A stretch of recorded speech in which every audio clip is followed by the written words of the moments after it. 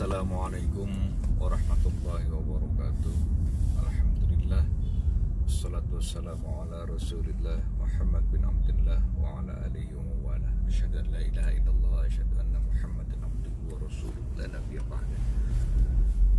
Menyambung broadcast yang tadi pagi ayah sampaikan mengenai ipar itu adalah maut berdasarkan hadis Rasulullah Sallallahu Alaihi Wasallam yang diuraikan oleh Bukhari Muslim. Hendaknya engkau harus berhati-hati ketika memasuki ruangan yang di sana ada wanita. Bagaimana jika ipar? Maka Rasulullah kemudian menjawab, ipar justru adalah maut. Nah, dari hadis yang saya sampaikan di broadcast tadi pagi, rupanya masih banyak yang bertanya-tanya apa yang dimaksud dengan ipar itu maut. Sebetulnya redaksinya udah jelas. Hanya saja kalau boleh saya sampaikan sebuah kisah. Dahulu ada seorang laki-laki soleh luar biasa bagus. Namanya, taruh saja namanya Raihan. Dia punya adik tinggalnya di Bandung. Dia punya adik namanya Haikal ya. Taruh saja, sebut saja itu. Nah, Raihan ini dia baru menikah dengan istrinya. Dia tinggal di Jakarta. Raihan ini terkenal saleh. Dia baru menikah dengan istrinya dan tinggal di Jakarta. Sedangkan kemudian Haikal, adiknya, baru lulus sekolah di Bandung, yang kemudian dia mau kuliah di Jakarta.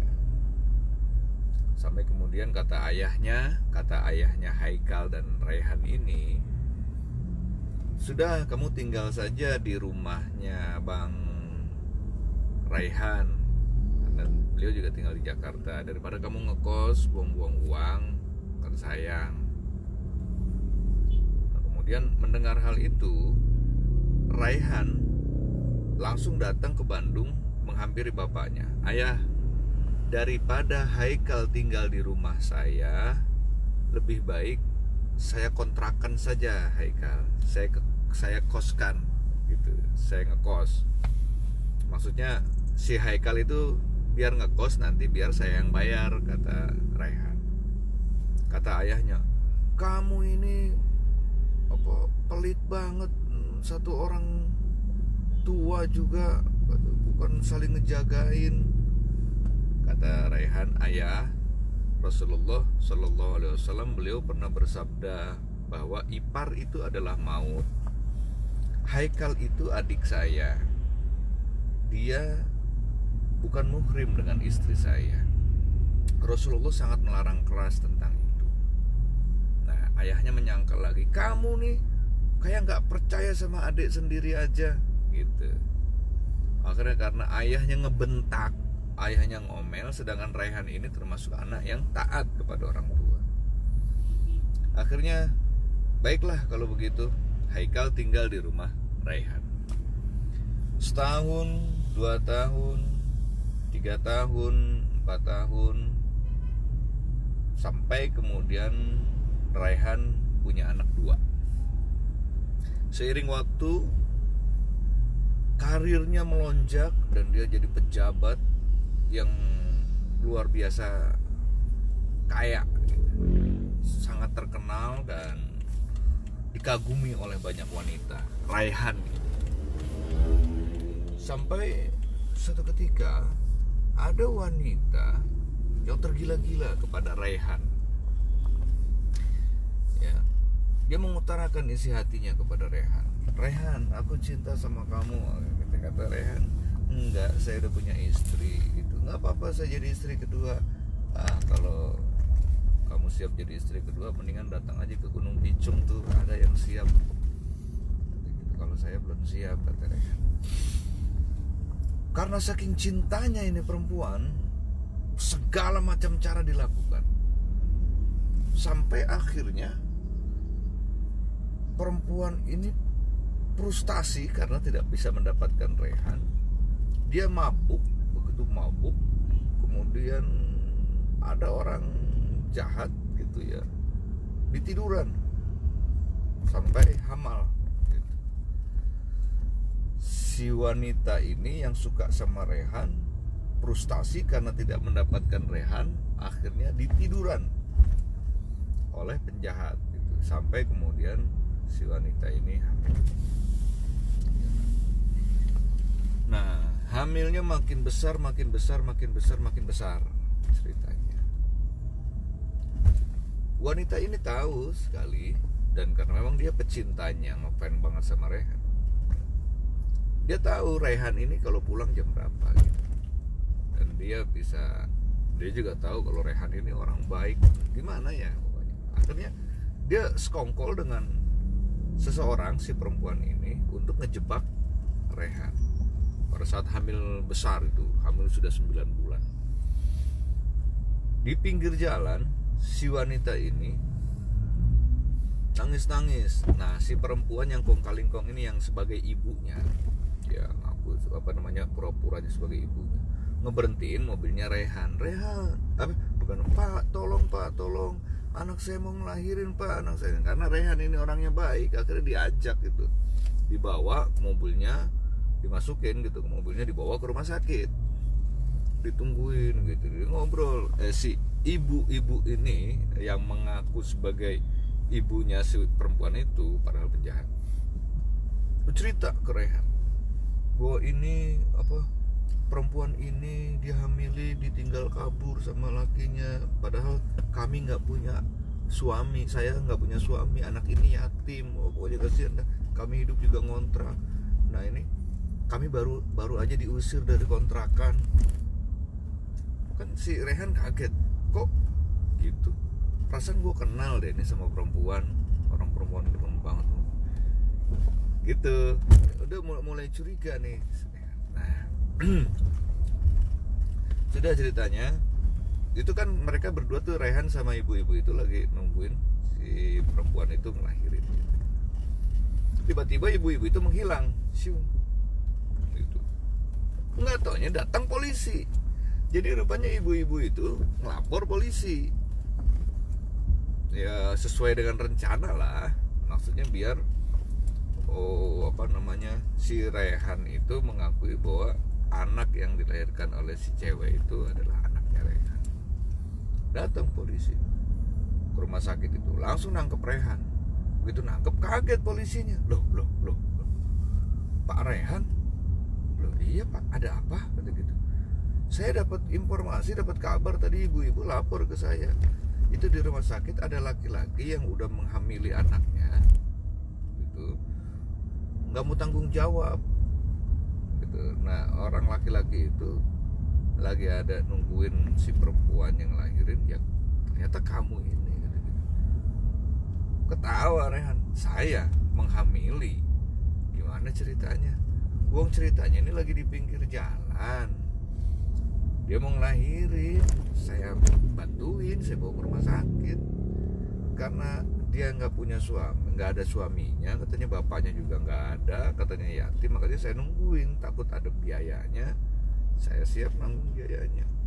Iya tapi laporannya begini, bahwa ini kamu yang hamilin, kamu nggak mau tanggung jawab. Saya juga nggak percaya, kata Pak polisi, masa Pak Rehan sampai melakukan itu. Atau terus kumaha atuh gitu. Nah, akhirnya polisi itu minta tolong ke dokter. Dokter, ini saya ini satu sisi nggak percaya bahwa Pak Rehan ini melakukan itu, tapi di sisi lain laporannya begitu. Jadi minta tolong dokter, tolong tes DNA anak itu dengan Rehan. Oke. Jadi sementara Rehan tidak ditangkap dulu karena nunggu hasil tes. Besoknya Rehan datang ke dokter, dipanggil karena memang untuk melihat hasilnya. Gimana dokter hasilnya? Kata Rehan gitu. Si dokter ini senyum, ngomong, kok senyum-senyum? Apa anak itu benar anak saya? Kata gitu. Dia senyum lagi. Terus katanya, ini siapa? Ini tuh orang yang saya tolong karena dia ingin melahirkan. Jadi orang lain. Oh iya sudah. Terus nanya tuh dokternya ke Rehan, Pak Rehan, Bapak punya anak nggak? Punya dokter, 2 anak saya. Oh, punya anak 2. Di rumah Pak Rehan ada siapa? Ya ada anak saya, ada istri saya. Selain itu siapa lagi? Ada adik saya, Haikal. Oh gitu. Sudah berapa lama Pak Haikal tinggal sama Bapak?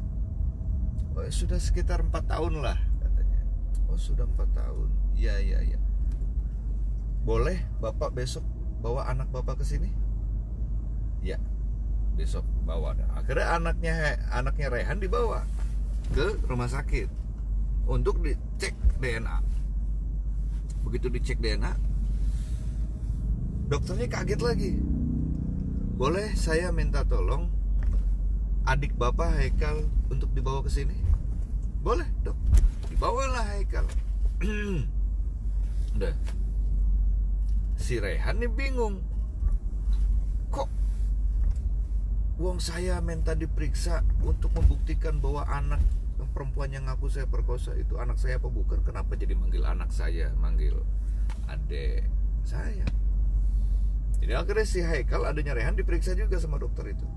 Udah selesai, baru dah dokter sama polisi itu manggil Rehan. Pak Rehan. Jadi bertiga tuh ngomong tuh, dokter, polisi, sama Rehan.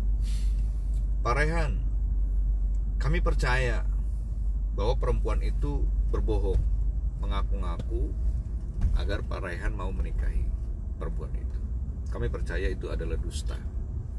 Dan Pak Rehan bebas dalam tuduhan ini. Alhamdulillah, kata Rehan.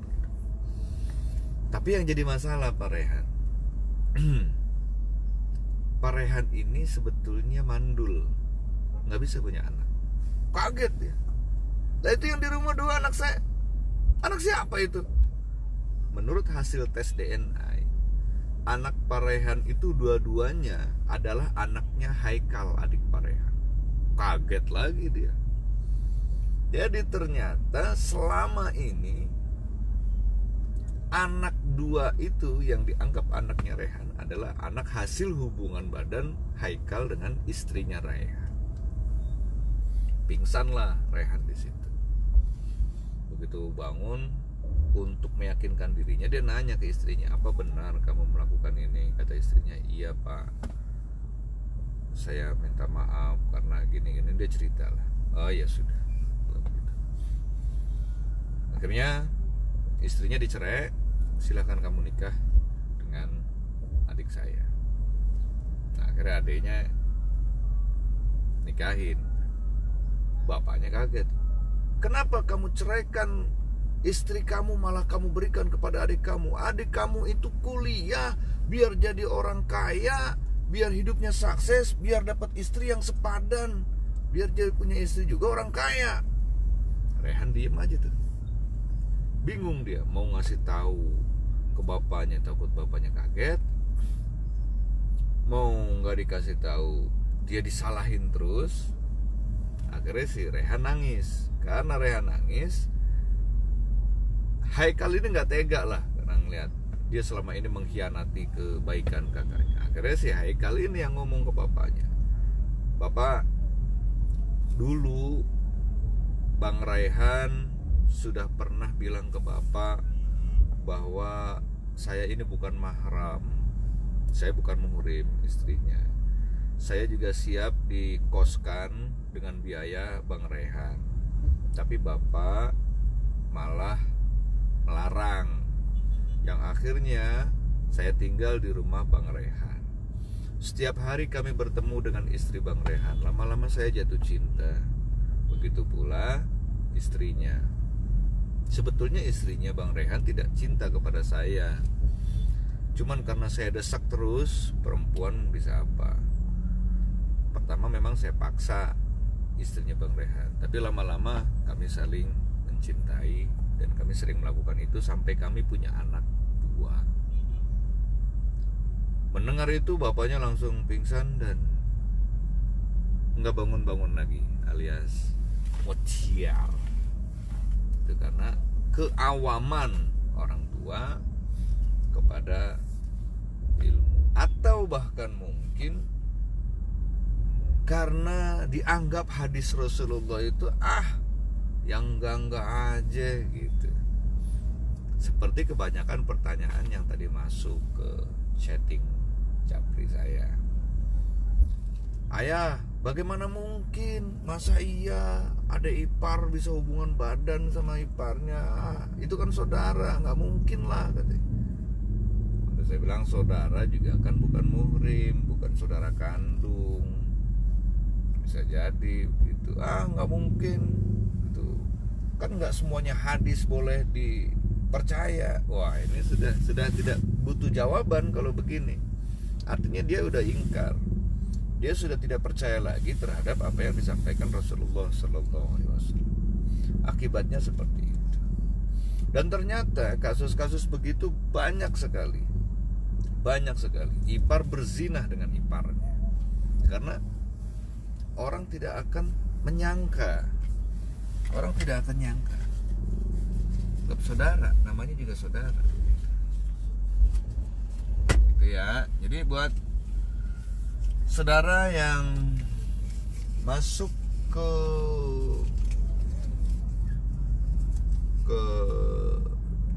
inbox atau ke chat